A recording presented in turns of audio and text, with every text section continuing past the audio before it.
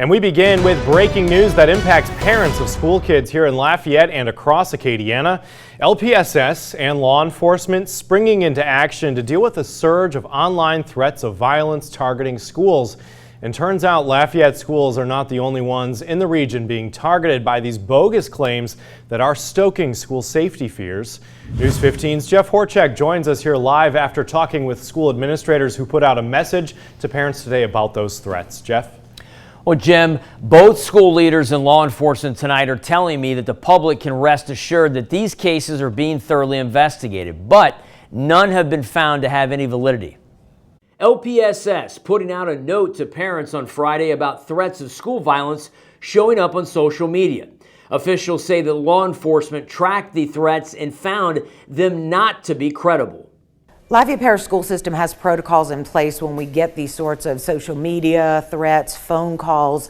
We have a team that goes into action and fortunately have a really good relationship with local law enforcement, and we work with them because we want parents to feel safe when they send their kids to school. Other parishes across Acadiana and Louisiana have found themselves dealing with similar situations. We found at least 4 states where this has been investigated, and someone on social media here locally just saw it and of course became nervous. They aren't even sure exactly where it originated. There are some suspicions, but not here in Louisiana or in Lafayette Parish. The Louisiana State Police telling us that so far none of these vague online rumors have turned out to be true.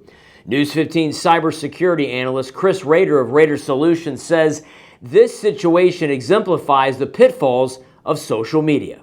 People are using social media as a one-way vehicle to describe themselves or to describe something and not have to be accountable for the feedback, either through creating a screen name that's not them or creating a screen name that is them and creating a world that they want to live in that may not be that world.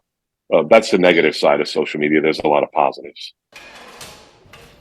And Rader warns, as do police, that you really don't have anonymity on the internet. Threats can often be tracked to where they originated. And when that happens, those posting the threats will face criminal charges. Live in studio for News 15, I'm Jeff Horchak.